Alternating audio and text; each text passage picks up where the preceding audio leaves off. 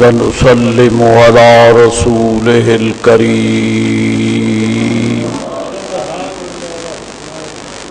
وعلى آله وأصحابه وأهل بيته وذريته أجمعين أما بعد فأعوذ بالله من الشيطان الرجيم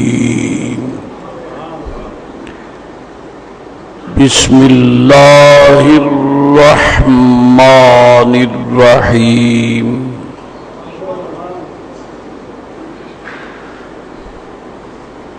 يا أيها الذين آمنوا توبوا إلى الله توبة نصوحا عسى ربكم أن يكفر عنكم سيئاتكم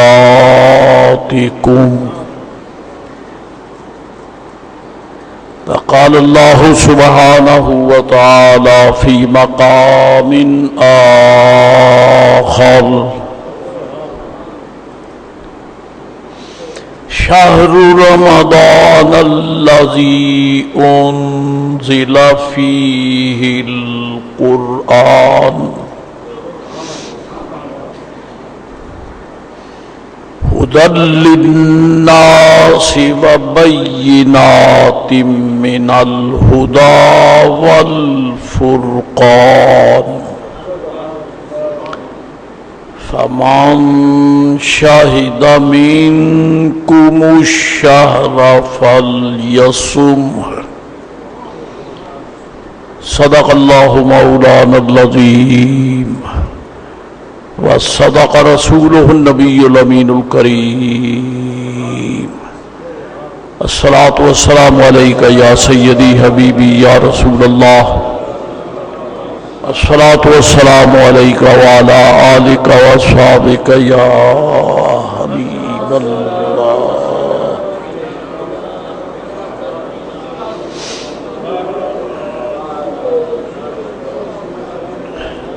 قحط سالی کے دور میں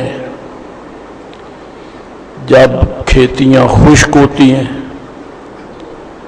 درخت اداس ہوتے ہیں، زمین کا سینہ تپش سے جل رہا ہوتا ہے، تو ایسے میں بارانی رحمت کا نزول یہ حاضر دماغ لوگوں کے لیے بہت بڑی سعادت ہوتی ہے کہ اللہ تعالیٰ کا شکر ہے بارانی رحمت آئی، مالک نے اجڑے ہوئوں کو بسا دیا، جلے ہوئوں کو اور نہیں جلایا بلکہ جلایا ہے، یعنی حیات بخشی ہے۔ اداس جو ہیں ان کو ان کے دلوں میں مسرتوں کی بھرمار کر دی۔ عالم اسلام میں، پاکستان میں ڈر کے کہتا ہوں برکات ایمان کا دور خزاں ہے۔ بہار تو بہت بڑی شے ہے، بہار تو جب تھی جب ربیع الاول شریف کا آفتاب اور ماہتاب طلوع ہوا۔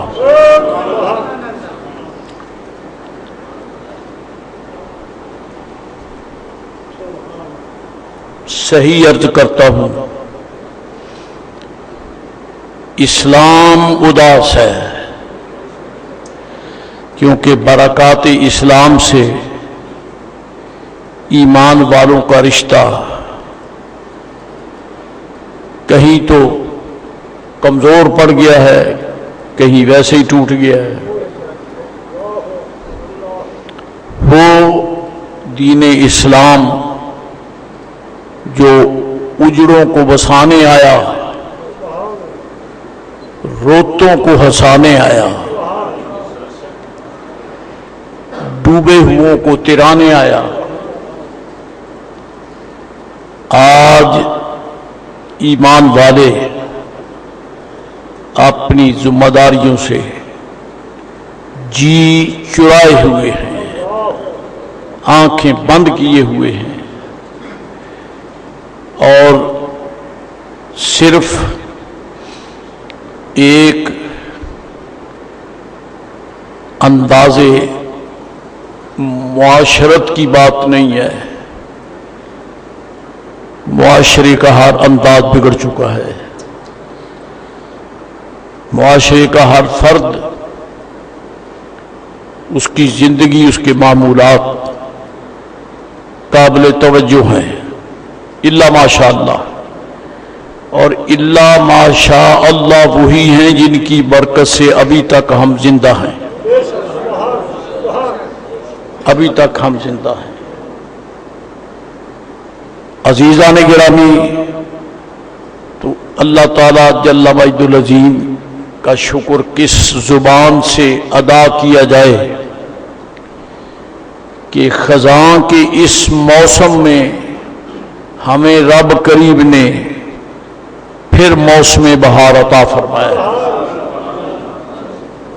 رمضان پاک کی آمد ہے، جنتوں کے دروازے کھولے گئے ہیں، جہنم کے دروازے بند کیے گئے ہیں، رحمت کی بہاریں قائم ہیں، اس لیے کہ ماہ سعید رمضان پاک آ گیا ہے۔ اور یہ بھی حسن اتفاق ہے کہ رمضان پاک کی برکات شام کو غروب شمس سے ظاہر ہوں گی، لیکن ان کے ظہور سے پہلے یہ مبارک موقع جو سال بعد نہیں آتا، ہر ماہ بعد نہیں آتا، بلکہ ہر ہفتے کے بعد آتا ہے، جمعۃ المبارک، یہ برکات کا جہان نور ہے۔ اور یاد ہوگا آپ کو، اللہ سبحانہ و تعالی نے اس کائنات میں انسانیت کا شاہجہرہ پربہار جو ہے، اس کی جڑ اور اس کی بنیاد جو تھی وہ اسی دن میں رکھی۔ حضرت سرکار آدم علی نبینا وعلیہ الصلاۃ والسلام، آپ کی تخلیق اسی دن میں ہوئی ہے۔ یہ برکتوں کا دن ہے، برکات کا دن ہے، سعادات کا دن ہے، نوازشات کا دن ہے۔ رب کریم جل مجد العظیم نے اس دن کے لیے خصوصی پیغام نام لے کر عطا فرمایا۔ اگر سبت کا نام آیا ہے مہینے کا، دن کا، تو یہ تو یہودیوں کی بربادی کے حوالے سے ہے، جنہوں نے اس کا احترام نہ کیا، اور رب کریم نے انہیں سوروں اور بندروں کی شکل میں مسخ کر دیا۔ کونوا قردۃ خاسئین، سبت کا وہ ذکر ہے، باقی اور کسی دن کا ذکر ہے ہی نہیں، نہ یوم الاحد ہے، نہ قرآن پاک میں یوم الاثنین ہے، نہ یوم الثلاثہ ہے، نہ یوم الاربعاء ہے، نہ یوم الخمیس ہے۔ اگر ہے تو من یوم الجمعہ، معلوم ہوتا ہے کہ عند اللہ یہ دن بڑا عظیم ہے، جس کا ذکر رب کریم نے نام لے کر قرآن شریف میں فرمایا۔ نمازوں کے لیے رب کریم نے خصوصیت سے ایمان والوں سے فرمایا اقیم الصلاۃ، نماز پابندی سے ادا کرو، ناغا نہ ہو، تمہاری حاضری مسلسل متواتر ہو، دیکھنا لیٹ نہ ہو جانا، کیونکہ جو ان ٹائم نہیں آتا اس کی حاضری نہیں لگتی، جو وقت اور ٹائم پر آتا ہے اس کی حاضری لگتی ہے۔ حضرات گرامی، نمازوں کا ذکر مطلقاً نام لیے بغیر، اگر فجر کا نام ہے تو وہ قرآن فجر ہے،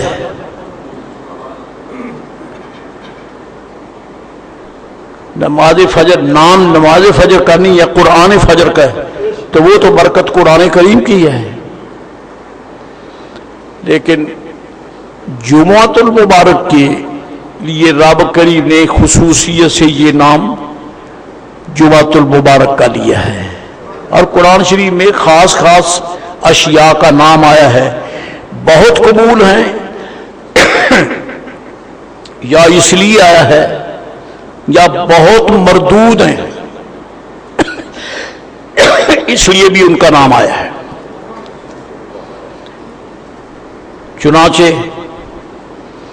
پرلے درجے کا بدبخت، بے نصیب، مطرود، ملعون، اس کا نام رب کریم نے تبت یدا ابی لہب وتب، اس کا نام اس پر لعنت بھیجنے کے لیے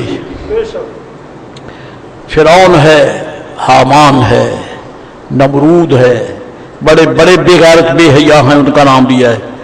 لیکن یہ بھی اس کی عظیم حکمتیں ہیں کہ نبوت کے بعد جو سب سے بہت پیارا ہے اس کا نام نہیں لیا۔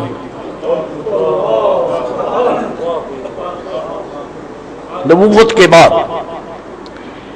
سارے نبیوں کا بھی ذکر یعنی نام قرآن شریف میں نہیں ہے، چند ایک اکابر کا ہے، لیکن مجموعی طور پر اجمالی طور پر سب کا ذکر ہے۔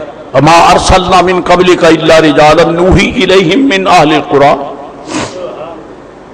لیکن چیدہ چیدہ صدیق اکبر کا نام نہیں آیا، ابو بکر کا نام نہیں آیا۔ کیوں نہیں آیا؟ ایسے بڑے بڑے خبثاء کا نام جو ذکر آ گیا تو اچھوں کے امام کا نام بھی تو آ جاتا، فرمایا جو نام میں نے اس کا لیا ہے وہ کسی کا لیا ہی نہیں ہے، وہ لیا ہی نہیں ہے۔ سارے صحابہ کرام کا نام لیا ہے، والذین آمنوا والذین معہم، والذین معہم، سب کا نام آ گیا۔ لیکن صدیق اکبر کے لیے فرمایا اذ یقول لصاحبہ، اذ یقول لصاحبہ، یہ وہ پروانہ نور ہے جس نے کبھی رسول معظم علیہ السلام کے سراج نور سے جدائی برداشت کی ہی نہیں، ساتھ رہے، دور رہتے تو سفر ہجرت سے رہتے لیکن اس میں بھی ساتھ ہیں۔ اذ یقول لصاحبہ، رب تعالیٰ نے فرمایا خبردار محبوب اکیلا نہیں ہے، اس کا ساتھی بھی ساتھ ہے، ساتھی بھی ساتھ ہے، اور جس کو سرکار نے ساتھی بنایا ہے وہ کتنا عظیم ہوگا، وہ کتنا بڑا عظیم ہوگا۔ اور میں یہ بھی عرض کر دوں کہ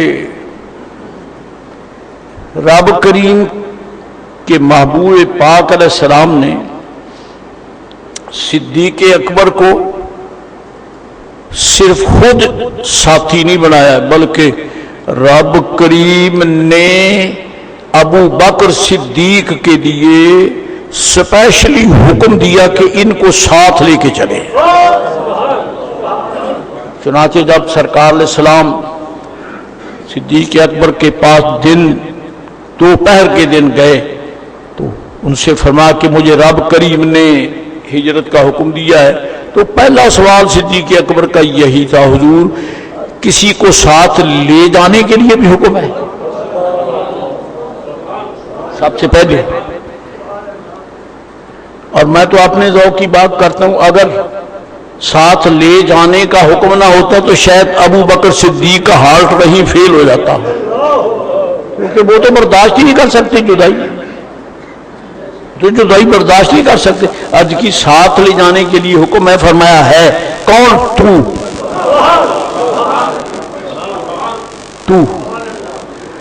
تو آپ ساتھ ہیں، اور اللہ کریم نے فرمایا صاحب ہی، صاحب کا لفظ صدیق اکبر کے لیے لایا، اور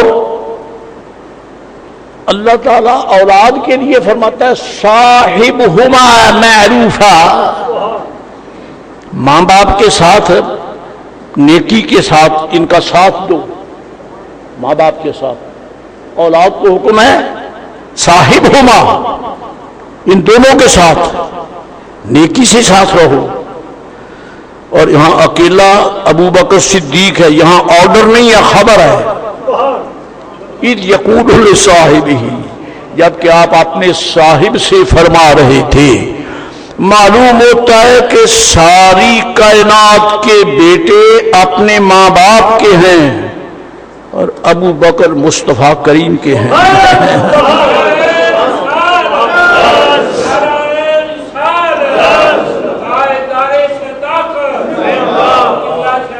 تو آپ کا ذکر بھی بائی نیم، یعنی اس میں صفاتی، اس میں صفاتی، اذ یقول لصاحبہ، اور رب کریم جل مجد العظیم نے بڑے بڑے غزوات سرکار کے ہیں، 27 غزوات میں نبی رحمت علیہ السلام نے بنفس نفیس ظاہر شرکت فرمائی، 2 کا ذکر ہے، غزوہ بدر اور حنین، 2 کا ذکر آیا ہے، حضور علیہ السلام کی میت۔ تو کہنا یہ ہے کہ نماز پڑھو مطلقاً، جمع کے سیغے سے سب مسلمانوں کو فرمایا نماز پڑھو، اور محرم، صفر المظفر، ربیع الاول، ربیع الاخر، جمادی الاولی، جمادی الاخری، رجب المرجب، شعبان المعظم، رمضان المبارک، شوال، ذوالقعدہ، ذوالحجہ، 12 ماہ ہے نا، 12 ماہ ہیں، لیکن ان مہینوں میں رب کریم نے رمضان پاک کا نام لیا ہے، شہر رمضان الذی انزل فیہ القرآن۔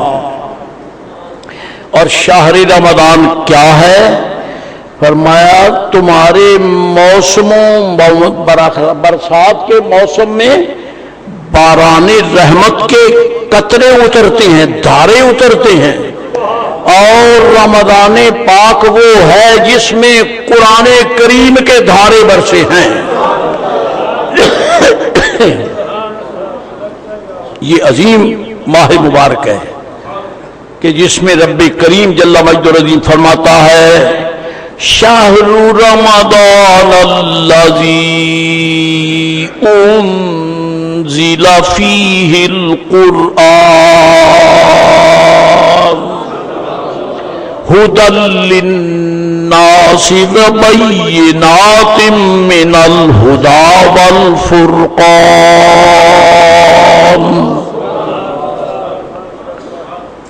اگلے جملے کو میں ابھی نہیں پڑھتا، وہ کل کو شروع ہوگا، کیونکہ اللہ فرماتا ہے جل شانہ العظیم شہر رمضان الذی انزل فیہ القرآن، رمضان پاک کا وہ برکت، شہر رمضان الذی، شہر رمضان الذی انزل فیہ القرآن ھدی للناس وبینات من الھدی والفرقان۔ تو رمضان پاک بھی تشریف لا رہا ہے، جی آیا نہیں، مرحبا بہی، خدا کا شکر ہے کہ زندگی کے ان الجھے ہوئے حالات میں ہمیں رب کریم نے پھر بحر رحمت عطا فرمایا ہے. تو میں تو سمجھتا ہوں اس میں اشارہ ہے کہ اگرچہ چند دنوں سے تم میری نافرمانیوں سے پریشان نہیں ہو، بلاؤں سے پریشان ہو، آفات سے پریشان ہو، چند دنوں سے تمہارا یہ حال ہے، لیکن اللہ کریم نے رمضان پاک قریب کر کے قریب آ گیا تو یہ بتا دیا ہے کہ روتے نہ رہو گے، بڑی بیماری ہے، بڑی پریشانی ہے، فلاں ملک میں اتنی موتیں ہو گئیں، فلاں ملک میں اتنی موتیں ہو گئیں، فلاں ملک میں اتنی مصیبتیں آ گئیں، فلاں میں اتنی مصیبتیں آ گئیں. خوشی مناؤ، تمہارے پاس رحمت کا سمندر آ گیا ہے. معلوم ہوتا ہے رب کریم نے ایسے میں رمضان پاک کو بھیجا ہے تو ہمیں ڈبونے کے لیے نہیں ہے، ہمیں چرانے کے لیے ہے.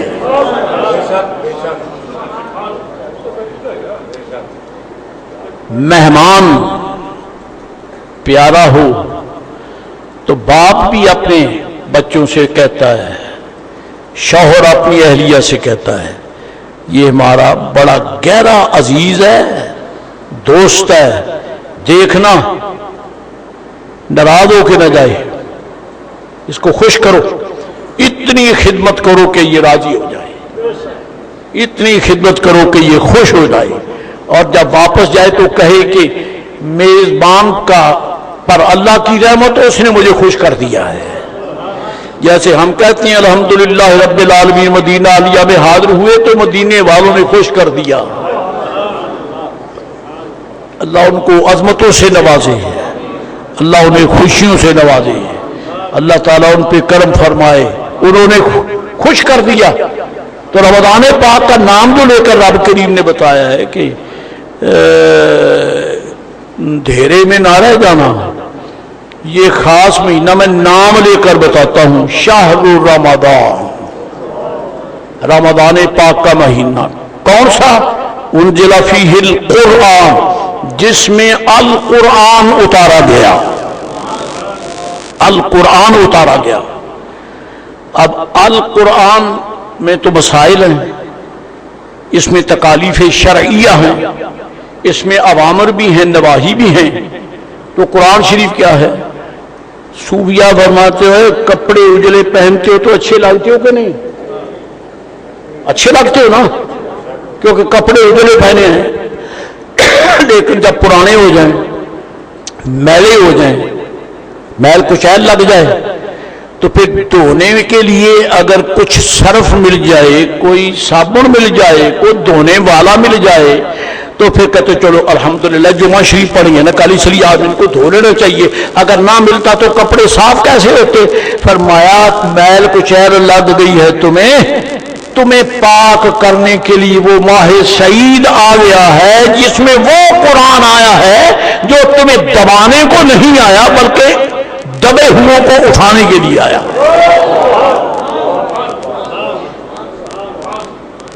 قرآن شریف کی آیت ہو جائے وَنُنَزِّلُ مِنَ الْقُرْآنِ مَا هُوَ شِفَاءٌ وَرَحْمَةٌ. کوئی درخواست نہیں ہے سبحان اللہ کی، احسان نہیں کیجئے، بس سنو. اللہ فرماتا ہے ہم نے قرآن شریف میں جو کچھ اتارا ہے یہ شفا ہے. قرآن پاک میں مسائل ہیں، ذمہ داریاں ہیں. قرآن شریف میں حکم ہے حرام نہ کھاؤ، بلکہ کلوا من طیبات ما رزقناکم، پاک کھاؤ. یہ قرآن شریف میں ہے، حرام نہ کھاؤ بلکہ پاک کھاؤ. اور پہلے یا ایھا الذین آمنوا کا خطاب ہے، یا ایھا الذین آمنوا کلوا من طیبات ما رزقناکم، اور پاک چیزیں تو میں نے پیدا ہی تمہارے لیے کی ہیں. پاک چیزیں تو میں نے پیدا ہی تمہارے لیے کی ہیں. کن کے لیے؟ یا ایھا الذین آمنوا، یا ایھا الذین کفروا کے لیے نہیں، یا ایھا الذین ہادوا کے لیے نہیں، بلکہ یا ایھا الذین آمنوا، اے ایمان والو، کلوا من طیبات ما رزقناکم. اب اگر رب کریم نے یہ پابندی لگا دی ہے کہ پاک کھاؤ، تو یہ وزن ہے یا فرحت ہے؟ یہ آپ کے شعور، آپ کے ادراک اور آپ کی سینس، عقل اور دماغ سے فیصلہ چاہتا ہوں. کلوا من طیبات ما رزقناکم، ہم نے جو تمہیں رزق دیا ہے پاک وہ کھاؤ. یہ پاک کی پابندی لگا کر رب نے ہمیں دبایا ہے کہ بچایا ہے؟ کیونکہ ہم جب تاریخ پڑھتے ہیں تو پتہ چلتا ہے حرام کھانا کمینوں کا کام ہے، پتہ چلا حلال کھانا ایمان والوں کا کام ہے.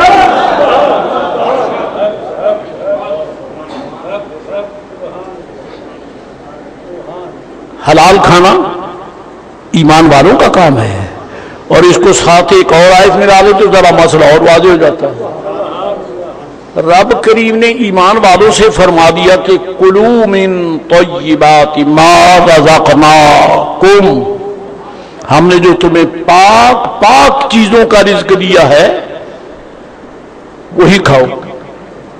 اور رزقناکم، رزقناہم نہیں، میں نے لوگوں کے لیے، اہل کتاب یعنی کافروں کے لیے، نصارہ کے لیے، یا ایھا الذین کفروا کے لیے، یا ایھا الذین ہادوا کے لیے نہیں، یا ایھا الذین آمنوا ایمان والوں کے لیے. کیونکہ قرآن پاک کا نسخہ مبارک جوتا رکھنے والی جگہ پہ نہیں رکھ سکتے، یہ انتہائی بے ادبی ہے. قرآن پاک اونچا کلام ہے، اس کو اونچا جگہ پہ ادب سے رکھو. اور لقمہ حلال بہت بڑا اونچا لقمہ ہے، یہ گندے منہ میں نہیں آنا چاہیے، یہ پاک منہ میں آنا چاہیے. اور پاک منہ کس کا ہے؟ یا ایھا الذین آمنوا.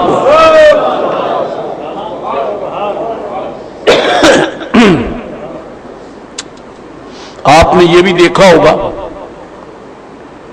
سڑک پہ مرا ہوا مردار جو کسی ٹرک کے نیچے آ گیا، وہاں پڑا ہے. کبھی اس مردار کی لاش پر آپ نے کبوتر بھی اڑتے ہوئے دیکھے، چڑیاں بھی نہیں، فاختائیں بھی نہیں، بلبلے بھی نہیں. یا کوے ہوں گے یا کتے ہوں گے.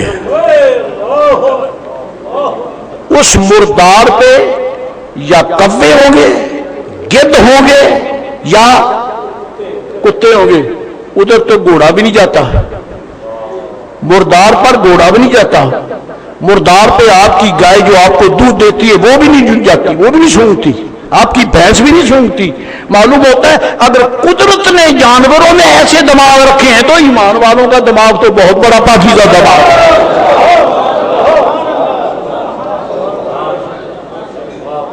ایمان والوں کا دماغ تو بہت پاکیزہ دماغ ہے. اور مجھے کہنے میں کوئی شک نہیں ہے، کوئی رکاوٹ نہیں ہے. صحابہ کرام کے دماغ اتنے بلند تھے کہ جن کے دماغ میں حضور کی مہک آتی تھی وہ گندوں کو تو دیکھتے ہی نہیں تھے نا.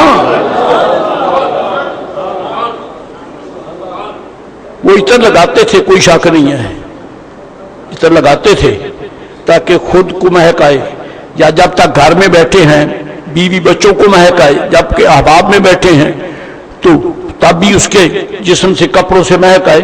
لیکن قسم کھا کے کہتا ہوں وہ اس لیے نہیں لگاتے تھے کہ حضور کی محفل میں بیٹھے تو مہکیں.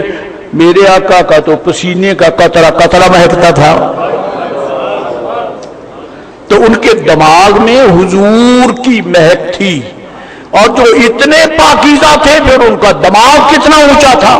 اللہ بتا یا ایھا الذین آمنوا کلوا من طیبات ما رزقناکم. ایمان والو، تمہیں جو ہم نے رزق دیا ہے پاک پاک چیزوں کا، وہی کھاؤ. اور رزقناکم، ہم نے لوگوں کے لیے، اہل کتاب یعنی کافروں کے لیے، نصارہ کے لیے، یا ایھا الذین ہادوا کے لیے نہیں، یا ایھا الذین آمنوا ایمان والوں کے لیے. پاک پاک چیزیں کھاؤ جو ہم نے تمہارے لیے رزق بنایا ہے.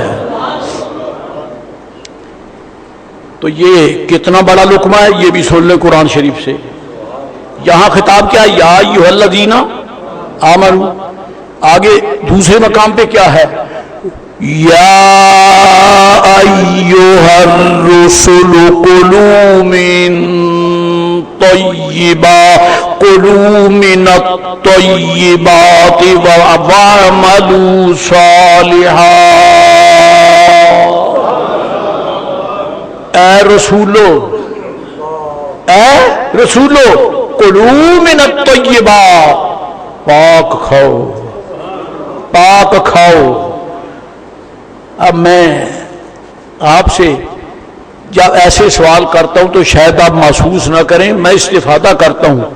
اگر آپ نہ بتا سکیں گے تو مجھے بحمدہ تعالی اللہ کے فضل و کرم سے محفل میں آنے والے ایسے چھپے رستموں کی توجہ کی ضرورت ہے. وہ توجہ کرتے ہیں تو مسئلہ مجھے تو سمجھ آ جاتا ہے.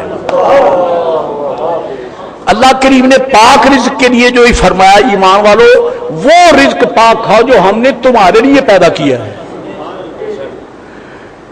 تو یا ایھا الرسل کلوا من الطیبات، یہاں مار رکھنا فرمایا ہی نہیں. بنتا ہے سوال کے نہیں بنتا؟ ایمان والوں کے لیے فرمایا وہ پاک چیزیں کھاؤ جو ہم نے تمہارے لیے رزق پیدا کیا ہے. اور رسولوں کے لیے فرمایا کلوا من الطیبات، پاک کھاؤ. مار رکھنا فرمایا ہی نہیں. اب مجھے آپ جواب دے دیں، آپ جواب دیں کیوں نہیں کیا؟ اور آپ نے رسولوں کے لیے کیوں نہیں فرمایا؟ تو پھر میں سیدھی کہہ دوں آپ کے معاشرے میں یہ انداز ہے کہ تو میرا معزز مہمان ہے، روٹی نری تر تیرے کتیاں روٹی پر میں اپنے رسول کو یہ کیوں کہوں کہ میں پاک کھاؤ جو میں نے تمہارے لیے، جو جن کے حلال تو میں نے تمہارے منگتوں کے لیے پیدا کیا، تمہیں لیے پیدا کیا.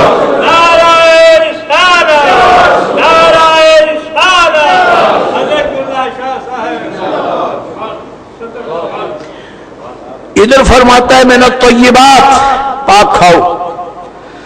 کن کو؟ رسول کرام کو. ادھر فرماتا ہے یا ایھا الذین آمنوا کلوا من طیبات ما رزقناکم، اے ایمان والو پاک کھاؤ. یہاں فرماتا ہے اے رسولو پاک کھاؤ. یہاں فرمایا میرے مصطفیٰ کے غلاموں پاک کھاؤ. نہیں سمجھ آئی؟ اللہ فرماتا تم میرے محبوب کے غلام ہو، میں نے تمہیں وہ رزق دیا ہے جو اپنے رسولوں کو دیا ہے. رسولوں کو رزق دیا ہے. اب بتائیے کہ جب قرآن شریف ہمیں یہ فرماتا ہے کہ پاک کھاؤ تو یہ حکم دے کر ہمیں رب نے دبایا ہے یا گرے ہوئوں کو اٹھایا ہے؟ سرکار دو عالم علیہ السلام تشریف لائے، اس سے پہلے ایسے لوگ تھے جن کا دسترخوان پلید ہوتا تھا، پاکیزہ نہیں، پلید ہوتا تھا. لیکن جیسے ہی سرکار آئے پلیدیاں گئیں، جیسے سرکار آئے خباثتیں گئیں، شناعتیں گئیں. اللہ تعالی جل جلالہ وعمن والہ ارشاد فرماتا ہے الخبیثات للخبیثین والخبیثون للخبیثات والطیبات للطیبین والطیبون للطیبات.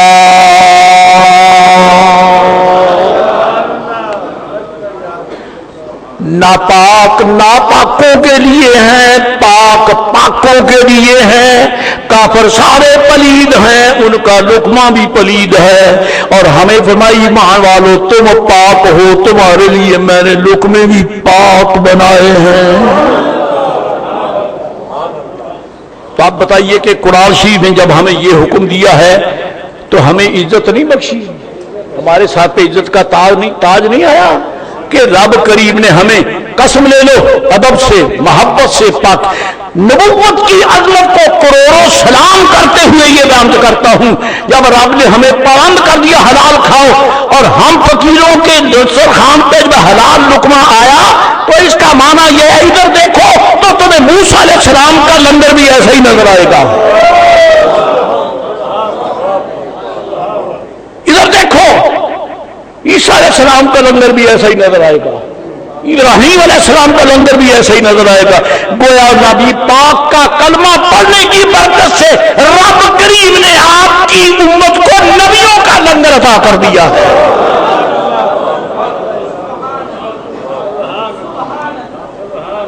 حرام نہ کھاؤ، کیا کھاؤ؟ پاک۔ تب قرآن شریف نے جب یہ حکم دیا تو اس کی برکت سے ہمیں الحمدللہ رب العالمین کیا ملا؟ اللہ فرماتا ہے، میں بتاتا ہوں، وَنُنَزِّلُ مِنَ الْقُرْآنِ مَا هُوَ شِفَاءٌ وَرَحْمَةٌ، ہم قرآن شریف میں جو کچھ نازل فرماتے ہیں وہ شفا بھی ہے اور رحمت بھی ہے، شفا بھی ہے اور رحمت بھی ہے نا۔ قرآن شریف کافروں کے لیے بھی رحمت ہے، قرآن پاک کافروں کے لیے بھی شفا ہے، تو جب یہ اللہ فرماتا ہے شفاء و رحمت للمومنین تو ان کے لیے تو نہیں ہے، فرمایا آگے تو مار پاڑ پہلے اٹک دیا ہے للمؤمنین، للمؤمنین۔ قرآن شریف میں نے کافروں کی زبان پہ آنے ہی نہیں دیا ہے، یہ تو میں نے تیری زبان پہ نازل تو پر، تو جب تو ایسا پاک قرآن پڑھے جو کہ شفا بھی ہے رحمت بھی ہے تو پھر اس منہ میں لقمہ بھی پاک ہی آنا چاہیے، پاک ہونا چاہیے۔ تو عزیزان گرامی، رمضان پاک میں یہ قرآن شریف آیا جس نے ہمارے لقمے پاک کر دیے، جس نے ہم بیمار تھے، کوڑ کی بیماری، دکھ کی بیماری، سل کی بیماری، جانے برس کی بیماری، انسانیت کو جانے کتنی بیماریاں چمٹی ہوئی تھیں کہ حضور تشریف لے آ گئے، آپ تشریف لے کر آ گئے اور آپ نے بولی بولنا شروع کی تو رب نے رحمت اور شفا کی برسات نازل کر دی۔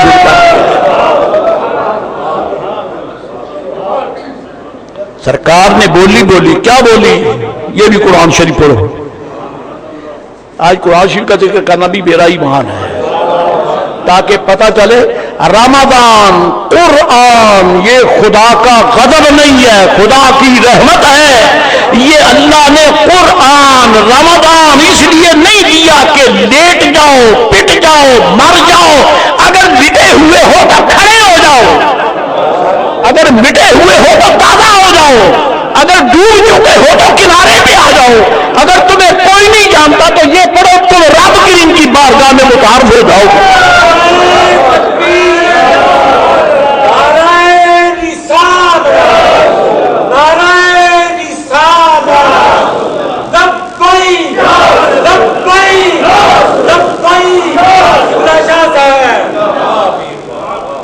قرآن پاک اترا، رحمتوں کی برسات ہو گئی، رب ذوالجلال نے نبی رحمت علیہ السلام کی امت میں نکھار پیدا فرما دیا، لہذا یہ شفا ہے اور رحمت ہے، لیکن کن کے لیے؟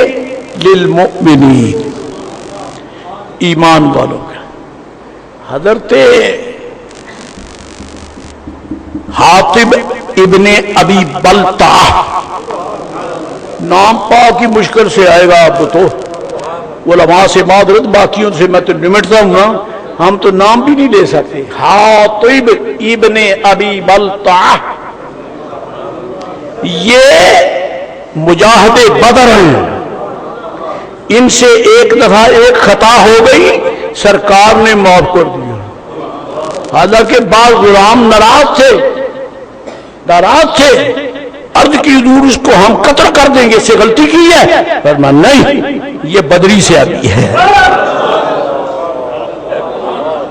ایسا عظیم سے آتی ہے۔ حضرت حاطب ابن ابی بلتا، میں نام لیتا ہوں میرا ایمان تازہ ہوتا ہے، کیونکہ یہ وہ ہیں جو رہتے ہی حضور کے دربار میں ہیں۔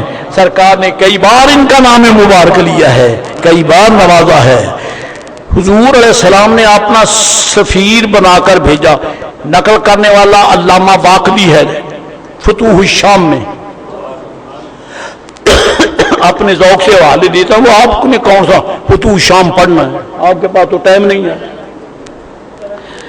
آپ کو کیا معلوم ہے کہ باقری کسے کہتے ہیں جی۔ تو اس میں یہ نقل ہے، مقوقس شاہ مصر عیسائی بادشاہ کے دربار میں، گفتگو بڑی طویل ہے، اور قسم بخدا جس نے سرکار کو دیکھا تھا اس کی نگاہ میں کوئی جچتا ہی نہیں تھا،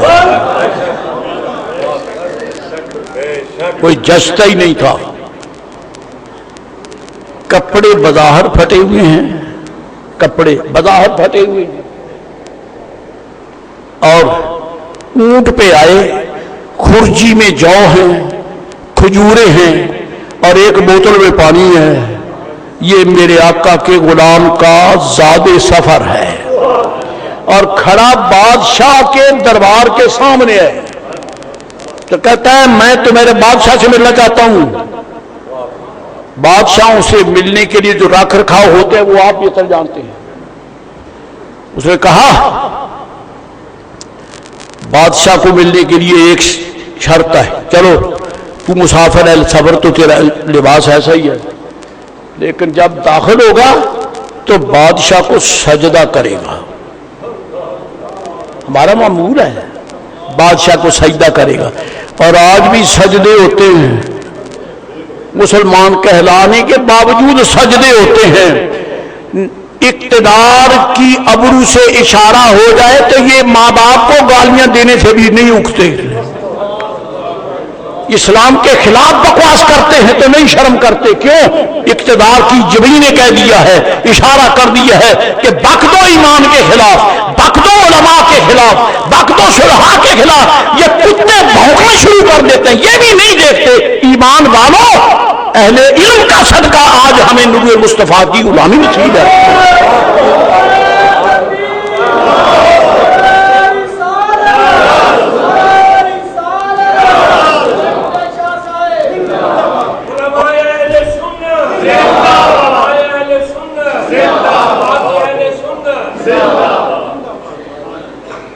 بعض کتے ہوتے ہیں راکھی کے لیے،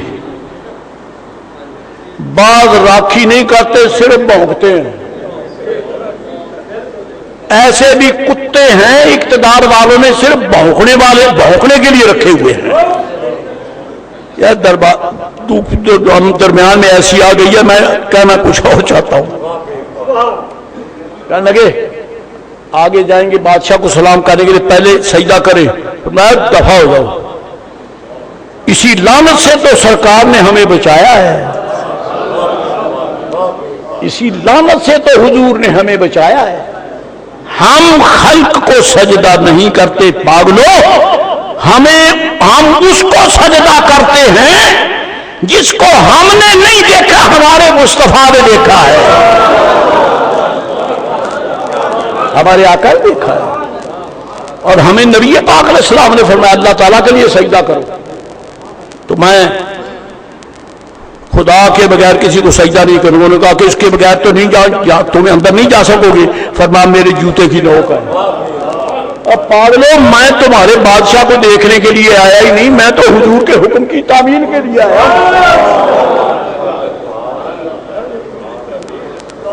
میں تو حضور کے غلام یعنی تعمیل کے، وہ تو ان کے حکم کی تعمیل کے لیے آیا ہوں۔ بادشاہ کو جانو کہا کہ ایسا ایک آدمی ہے، کپڑے پرانے ہیں، پھٹے ہیں، اور پرانی وضع کا آدمی ہے، لیکن وہ تو بالکل کھلے عام کہتا میں بادشاہ کو سجدہ نہیں کروں گا، اگر نہیں اجازت دے تو جو میں واپس، کیونکہ میں نے حضور کے حکم کی تعمیل کر دی ہے۔ وہ کہنے لگا جیسے ہی آتا ہے اسے آنے دو۔ اچھا یہاں علماء اسلام فرماتے ہیں کہ اس نے یہ کیوں کہہ دیا جیسے آتا ہے آنے دو؟ اسے یہ رپورٹ ہو چکی تھی کہ حضور کے غلام نبی رحمت علیہ الصلوۃ والسلام کے حکم کی تعمیل میں اتنے پکے ہیں جو اس رنگ میں نظر آئے تو اس سے بات کرتے، ورنہ اس کو دیکھنے کے لیے بھی تیار نہیں ہوتے ہیں۔ وہ اتنی غیرت پیدا کرو اپنی عافیت کے لیے، اپنی خیریت کے لیے، اپنی صحت کے لیے، اپنی بقا کے لیے جی گائیڈ لائن کتے یہودیوں سے نہ لو، محمد عربی کے اشاروں سے لو۔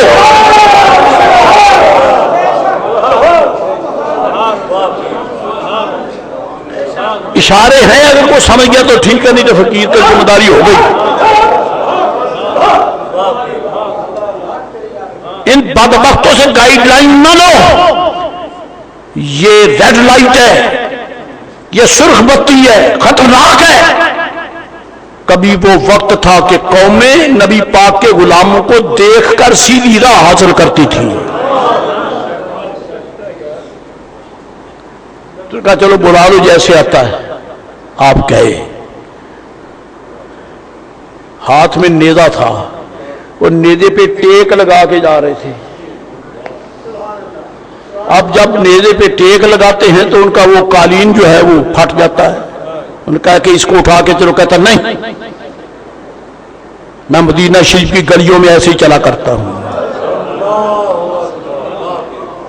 آ گئے، مختصر یہ ہے کہ بیٹھے بات ہوتی رہی، حضور کے غلام حاطب ابن ابی بلتعہ گفتگو کرتے رہے، کرتے کرتے ہاف ٹائم جسے کہتے ہیں، یا بریک ٹائم ہو گیا، یا بریک فاسٹ کے لیے ٹائم ہو گیا، کہا اب بس کرو، باقی نشست بعد میں کھانا کھاؤ۔ ایھا العرب تعش عندنا، او عرب آؤ پہلے کھانا کھا لو۔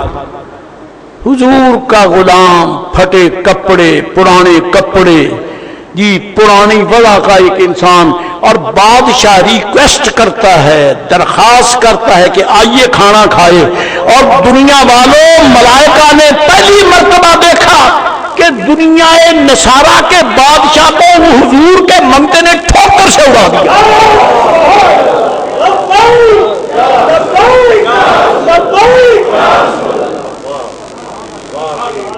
میں جاؤ تم کھاؤ، تمہارے کھانے کا وقت ہے، تمہارے کھانے کا وقت ہے، کھاؤ۔ تو کیا تجھے بھوک نہیں ہے تو آؤ کھانا کھائیں۔ پر میں نہیں کھاتا، میرے پاس میرا انتظام ہے، اور خرجی میں ستو بھی ہیں، جو بھی ہیں، کھجوریں بھی ہیں، اور پانی کی چھاول بھی ہے۔ انہوں نے کہا یار کمال، تو ہمارا مہمان ہے۔ آج بادشاہ کی سلطنت کا میس، جس میں بڑے بڑے وزراء، سفراء، ارباب بلائے ہوئے تھے، نبی پاک علیہ السلام کے غلام نے ٹھوکر سے ان کی ریکویسٹ کو رد کر دیا۔ وہ کہنے لگے آخر کیوں نہیں کھاتا، بھوک بھی ہے، پھر کیوں نہیں کھاتا؟ کہتا سچ پوچھتے ہو تو جو کچھ تمہارے دسترخوان پر ہے وہ مصطفیٰ کے فقیر کے لائق ہی نہیں ہے،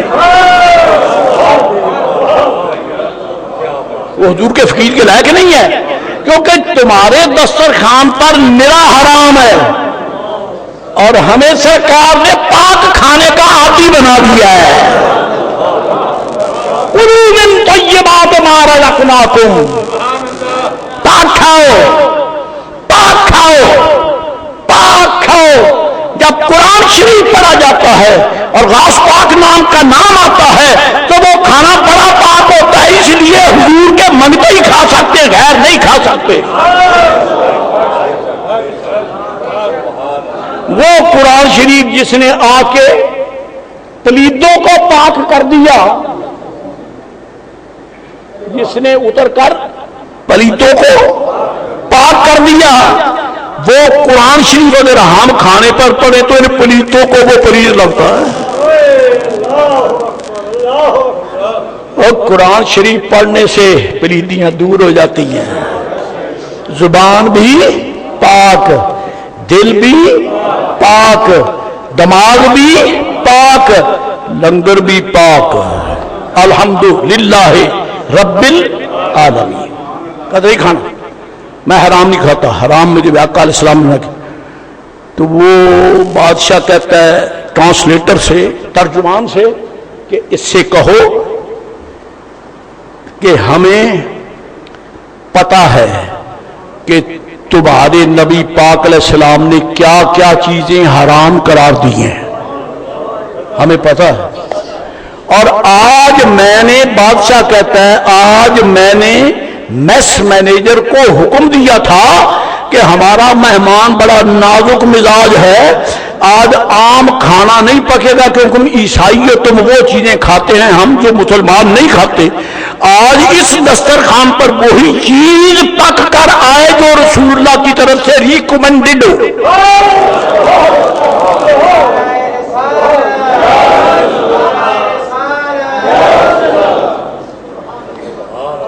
کیا اثر دیکھا آپ نے میرے آقا علیہ السلام کے غلاموں کی غیرت کا؟ جس منگتے کی غیرت نے عیسائیوں کا میس پاک کر دیا۔ آج ہم نے جو کچھ پکایا ہے وہ حلال ہے، فرمایا میں پھر بھی نہیں کھاؤں گا، میں پھر بھی نہیں کھاؤں گا۔ کچھ پلے رہ گیا ان کے؟ میرے آقا کا ایک منگتا، معلوم ہوتا ہے حضور کی غلامی کائنات کی شاہی سے کہیں برتر ہے۔ ایک نے سب کو رد کر دیا، نہ بادشاہ کے پلے، نہ وزراء کے پلے، نہ اس کے پرسنل سٹاف کے پلے، کچھ نہیں رہ گیا۔ فرمایا میں نہیں کھاتا۔ کہا تو حلال ہے، کوئی حرام رکھا نہیں ہے، فرمایا پھر بھی نہیں کھاؤں گا۔ کیوں نہیں کھائے؟ میں تم کھاتے ہو مجھے پتا چلا ہے سونے اور چاندی کے برتنوں میں، اور سرکار نے، ہمارے آقا نے سونے اور چاندی کے برتن میں کھانا حرام کرا دیا ہے۔ اے اللہ والو یہ اینکیں لگاؤ، جس اینک کو لگاؤ تو مدینہ شریف ہی نظر آئے۔ یہ اینک لگاؤ جس اینک کے ساتھ حضور کا حسن ہی نظر آئے۔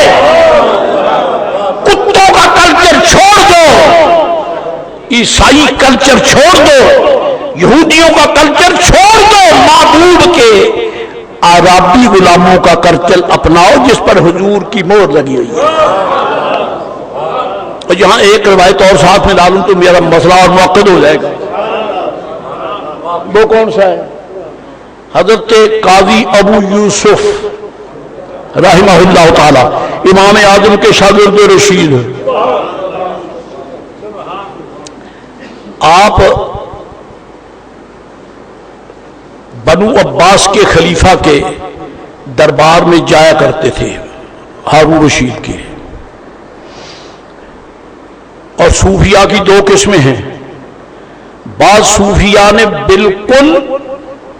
بالکل بادشاہوں کا بائیکاٹ کیا، ان کے پاس کوئی آ کے مل لے تو ان کی مہربانی اسے وقت دے دیں، یہ کسی کو ملنے سیدھی بات ہے یار، جن کو رب اور رب کا رسول مل گیا ہے وہ کسی اور کو کیا جانے،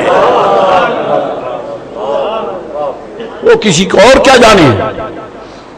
اور بعض صوفیاء وہ ہیں کہ جو نکھر کر بادشاہوں کے پاس جاتے تھے، لیکن کس لیے جاتے تھے؟ ان سے فائدہ لینے کے لیے نہیں بلکہ ان کو سبق پڑھانے کے لیے جاتے تھے، کیونکہ یہ بادشاہ جو ہے یہ کسی مدرسے میں جا کے تو پڑھتے نہیں ہیں، پھر ان پہ پاس جا کر کان سے پکڑ کر پڑھاتے۔ قاضی ابو یوسف رحمۃ اللہ تعالی علیہ جب گفتگو ہوتی رہی، کھانے کا وقت ہے، کھانا لگ گیا، آئیے حضرت کھانا کھائیں۔ بادشاہ نے چمچ پکڑا، حضرت جوش میں آ گئے، فرمایا یہ کیا تماشا ہے، مجھے بلایا ہے اور چمچ کے ساتھ کھاتے ہو، تمہیں قرآن شریف نہیں آتا؟ کہتا جناب حکم، فرمایا سن قرآن شریف، وَلَقَدْ كَرَّمْنَا بَنِي آدَمَ وَحَمَلْنَاهُمْ فِي الْبَرِّ وَالْبَحْرِ وَرَزَقْنَاهُمْ مِنَ الطَّيِّبَاتِ وفضلناهم على كثير ممن خلقنا تفضيلا.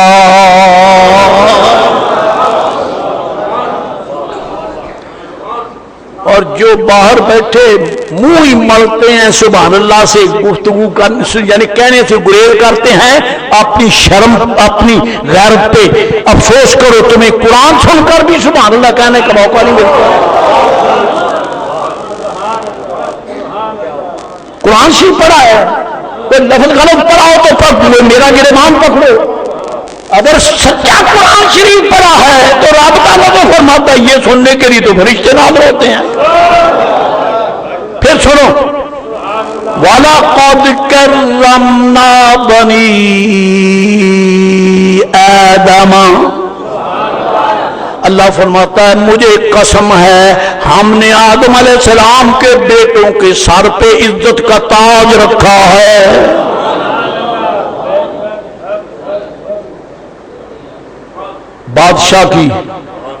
بادشاہ کا سر جھکا ہوا ہے اور کہتے بالکل بجا. فرمایا تجھے پتا ہے کہ وہ تاج کیا ہے؟ وَلَقَدْ كَرَّمْنَا بَنِي آدَمَ کا تاج کیا ہے جو رکھا ہے رب نے؟ آج کی حضور آپ فرمائیں گے، آپ ہی سے سبق لینے کے ہم فرمایا اس کا معنی یہ. اور اب میں آپ سے بھی درخواست کرتا ہوں کہ بلا وجہ صرف رسم و رواج کی خاطر فرمایا یہ تو نے یہ چمچ کیوں اٹھایا ہے؟ کہتے کھانے کے لیے. فرمایا یہ کس لیے ہے؟ یہ کس لیے ہے؟ کیا کھوتا گدھا ایسے کھاتا ہے؟ ہاتھ سے کھاتا ہے؟ کہتا ہے نہیں. گھوڑا نہیں، اونٹ نہیں، جانور نہیں. تو اللہ فرماتا ہے ہاتھ سے کھانے کے لیے میں نے آدم کے بیٹوں کو عزت کا تاج دیا ہے. کیونکہ اونٹ کھاتا ہے تو منہ نیچا کر کے، گائے کھاتی ہے تو اپنی اس دڑبے میں منہ ڈال کے، گدھا کھاتا ہے تو روڑی پہ گا کے وہ منہ میں جو آ گیا کھینچ لیا. ارے تیرا منہ پاک ہے، پاک ہے، پاک ہے. اللہ نے تیرے لیے یہ ہاتھ بنائے ہیں، تو اس کو چبا کے نہ کھا، اس سے اٹھا کے منہ میں رکھ. اس ہاتھ سے لقمہ اٹھا کے منہ میں رکھو. تو فرمایا تم یہ ہاتھ استعمال کرو. یہ چمچ کیا ہے؟ بادشاہ کا سارا میس جو تھا وہ چمچوں سے پاک ہو گیا. اللہ کرے یہاں بھی چمچے نکل جائیں، خدا کرے یہاں بھی چمچوں کا بیڑا غرق ہو جائے. ان چمچوں کا کھانا خراب ہو جنہیں مصطفیٰ کریم کے دین و اسلام کی غیرت کا کوئی علم نہیں ہے. یہ گدھے ہیں، یہ چمچے ہیں جو کہ اپنے آپ کو رسوا اور ذلیل کیے ہوئے ہیں. یہ چلتے چلتے بات درمیان میں آ گئی. بات تو میں یہ کر رہا تھا کہ حاتب بن ابی بلتع فرماتے میں پھر بھی نہیں کھاؤں گا. کہا اب کیوں نہیں کھاتے؟ فرمایا اس لیے نہیں کھاتا کہ تیرے دسترخوان پہ سونے کے ساتھ برتن، چاندی کے برتن ہیں، اور ہم فقیر ہیں، ہم تو مٹی کے برتنوں میں کھاتے ہیں. ہم تو مٹی کے برتنوں میں کھاتے ہیں. میں نے بھی وہ وقت رنگ دیکھا ہے اور تبرک بھی کھایا ہے. حضرت صاحب بابا جی کرما والے رحمت اللہ علیہ بڑے بڑے وہ کیا نا سین کی ہوتی تھی مٹی کی، اور بڑے بڑے مٹی کے پیالے، ان میں فقیر نے لسی بھی پی ہے، لسی بھی کی ہے. یہ وہ لوگ ہیں جن کو بادشاہ سلام کرنے آئے، ان کو اجازت ملے نہ ملے، لیکن وہ اس انداز میں کہ حضور کی سنت کی تعمیل ہو رہی ہے. اور میں نے خود حضرت کو دیکھا کہ مٹی کے پیالے میں آپ دودھ شوق فرما رہے ہیں. اللہ والوں کا انداز ہے. تو حضرت حاتب ابن ابی بلتع نے بادشاہ کو جھٹک دیا کہ میں تو حضور کی سنت کو چھوڑ کر تیرے پیچھے نہیں چل سکتا. اب میں پوچھنا چاہتا ہوں، صرف بات یہاں سے چلی تھی کہ قرآن شریف میں جو اترا ہے وہ شفا ہے اور رحمت ہے. شفا ہے اور رحمت ہے، اور جن کی زبان سے رحمت، شفا اور رحمت بھرا قرآن ظاہر ہوا، وہ زبان کیسی ہے؟ جس زبان، وہ زبان جس منہ میں ہے، وہ منہ کیسا ہے؟ وہ منہ کیسا ہے؟ اور وہ ہونٹ جن ہونٹوں کے اندر یہ زبان ہے، وہ ہونٹ کیسے ہیں؟ تو بات کرو تو منہ سے تھوک اڑے، مصطفیٰ بولے تو قرآن آئے۔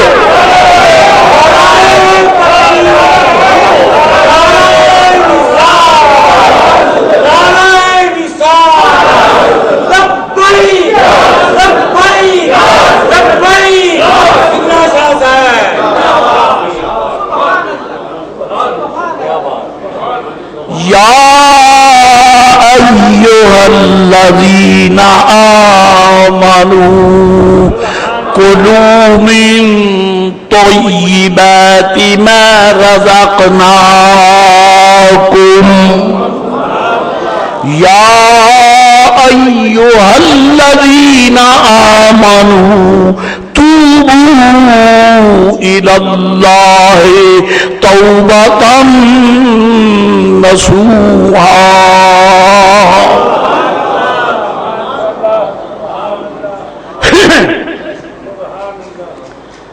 ایک شعر گردش کرتا ہے، ہم جب سکول میں پڑھتے تھے نا، جب کبھی غلطی سے پڑھ دیا ہوگا اللہ اس کی تو معافی دے دے، پھر جو پڑھے تو میں تو اس کو کان سے پکڑ لیتا ہوں۔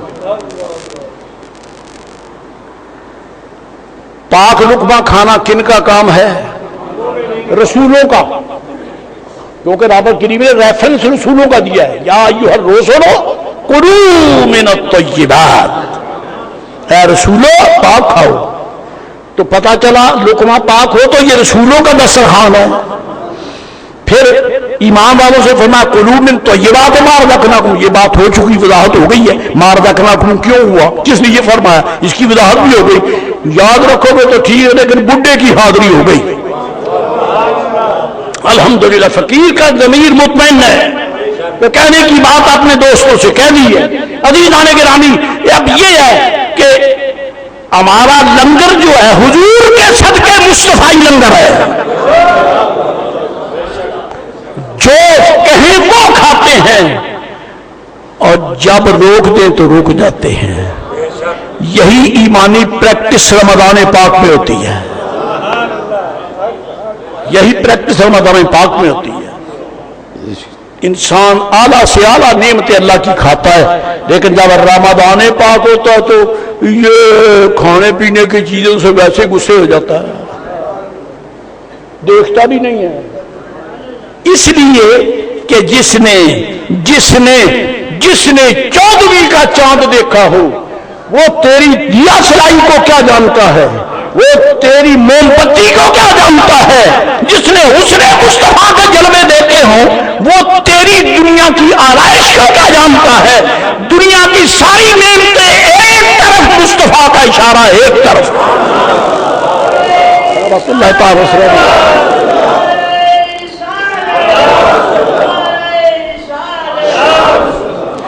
آج کی گفتگو ساری کی ساری اس کا لب لباب صرف اس نقطے پر ہے کہ کوشش کرو رمضان پاک آ گیا یہ راضی جائے، روزہ چھوڑنا نہیں ہے، روزہ ترک نہیں کرنا ہے۔ بلبل ہو تو پھول سے نفرت نہیں کرتی، اور گدھا ہو اور یہ کبا ہو یہ گدھ ہو یہ کبھی پھول کی طرف متوجہ نہیں ہوتے، یہ گندگی پہ جاتے ہیں۔ اللہ والوں کوئی عیب نہیں، کوئی رکاوٹ نہیں، کوئی بیماری نہیں، کوئی دکھ نہیں، کوئی تکلیف نہیں، پھر بھی اگر کوئی روزہ نہیں رکھتا تو میں اس کو کن لفظوں سے کہوں؟ وہ تو ایسے ہی ہے کہ گندگی کی طرف لپکنے والا کتا ہے، گدھا ہے۔ معبود کا حکم چھوڑ کر جو کھانے پینے میں لوٹتا ہے بغیر کسی وجہ کے، وہ اپنے کو کیا سمجھتا؟ میں زبان نہیں کھول سکتا، ادب کرو۔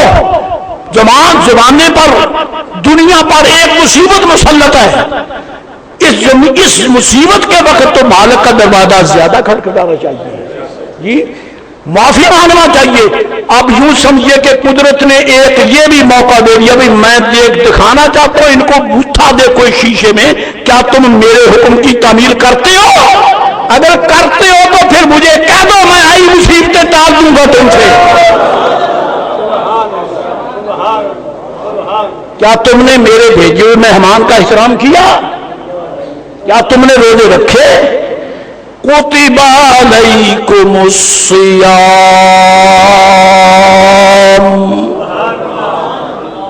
تم پر روزے فرض کیے گئے ہیں۔ میں پوچھتا ہوں، رب یہودیوں کو رزق دیتا ہے، نصارہ کو رزق دیتا ہے، سارے بے ایمانوں کو رزق دیتا ہے، خزانہ تو نہیں ختم ہوتا، خزانہ تو نہیں ختم ہوتا، اللہ کا رزق کا خزانہ نہیں ختم ہوتا، نہیں ہوتا، تو پھر ایمان والوں کو کیوں روکتا ہے؟ اگر یہ ایمان والے رمضان پاک میں کھانا کھا لیں دن میں تو لنگر ختم ہو جائے گا، اور فرمایا لنگر نہیں ختم ہوگا، تیرا ایمان ختم ہو جائے گا۔ میں دنیا کو بتانا چاہتا ہوں کہ کھانے پینے کے محتاج کتے ہیں، گدھے ہیں، اور یہ مصطفیٰ کریم کی بلبلیں ہیں، یہ حضور کی چڑیاں ہیں، یہ نبی پاک علیہ السلام کے منگتے ہیں، یہ جس چیز سے سرکار روک دے اس کی طرف دیکھتے بھی نہیں ہیں۔ حضور کے غلام بنو، قرآن پاک اور رمضان پاک کا ادب کر کے مالک کو راضی کرو، انشاءاللہ مولا تعالیٰ ہوا، آئی بلائیں مڑ جائیں گی، آئی بلائیں دور ہو جائیں گی، لیکن مالک کو راضی تو کریں، مالک کو راضی تو کریں۔ روزہ رکھیے، روزے کا احترام کیجیے، اپنے ہمت تک اپنے گھر میں، اپنے بازار میں، اپنے ماحول میں رمضان پاک کی بے ادبی نہیں ہونی چاہیے، صحیح ہے؟ تو پھر ہی کہیں گے نا یا اللہ کرم، مولا رحم فرما، ہماری مصیبتیں دور فرما۔ اسی لیے تو رب کریم نے رمضان پاک عطا کر دیا ہے، رمضان پاک عطا کر دیا، پھر بھیج دیا ہے، وہ ظاہر فرمانا چاہتا ہے کہ تم کھانے پینے کے ہو یا میرے ہو، کھانے پینے کے ہو یا میرے ہو، میرے ہو تو پھر میرا خزانہ ختم نہیں ہوتا، میرا خزانہ ختم نہیں ہوتا، بلکہ میں تمہیں صرف آزمانا چاہتا ہوں کہ اپنے پیٹ کے غلام کون ہیں، مصطفیٰ کریم کے غلام کون ہیں۔ رمضان پاک کا ادب، رمضان پاک کا احترام، یہ ہمارے ایمان کا حصہ ہے۔ کوشش کیجئے پہلے سے زیادہ کہ ہم اللہ کرے قرآن پاک اور رمضان پاک کا صحیح احترام اور ادب کریں، اور ہم ذرا تھوڑی سی یہ بھی توجہ کریں، ہم سے جو پہلے غلطیاں ہو چکی ہیں اس کی معافی مانگیں، کیونکہ یہ موقع ہی ایسا ہے، یہ راتیں ہی ایسی ہیں، یہ دن ہی ایسے ہیں کہ ان دنوں میں دعا کی ہوئی واپس نہیں مڑتی، بارگاہ خداوندی میں قبول ہوتی ہے۔ ام المومنین طیبہ طاہرہ صدیقہ رضی اللہ تعالیٰ عنہ فرماتی ہیں، نبی رحمت علیہ السلام نے فرمایا شب کا آخری حصہ رمضان پاک کا، رمضان پاک کی شب کا آخری حصہ جب آتا ہے، ینزل اللہ تعالی، اللہ کریم کی رحمتیں پہلے آسمان پہ جلوہ فروز ہوتی ہیں، اور آواز آتی حل من سائل فأعطیہ، حل من مبتل فأعافیہ، حل من دائم فاستجیب لہ، وہ کما قال۔ آواز آتی ہے، رب کریم فرماتا ہے کوئی ہے مانگنے والا میں تمہیں عطا کروں،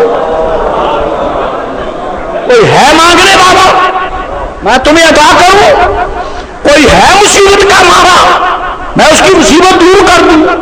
اللہ مانو سحری کے وقت اٹھو سحری بھی کھاؤ، اس سے پہلے 2 سجدے کر کے رو کر دعا بھی کرو، اللہ بماتا میں تمہاری مصیبتیں دور کر دوں گا. پچھلی رات میں تمہاری حل میں مبتلا فوافیہ، کوئی ہے مبتلا وہ دعا کرے میں اس کی مصیبت دور کر دوں، اور حل من دائن فاستجیب لہ، کوئی ہے دعا کرنے والا میں اس کی دعا قبول کر دوں. یہ ہمیں ماہ مبارک اسی لیے عطا ہوا ہے. اللہ تعالی ہمیں ادب احترام سے اس کی تعظیم کرنے کی توفیق عطا فرمائے، ان نیک تمناؤں کے ساتھ کہ اللہ تعالی حضور کی امت کی مصیبتیں دور فرما دے. وآخر دعوانا الحمدللہ.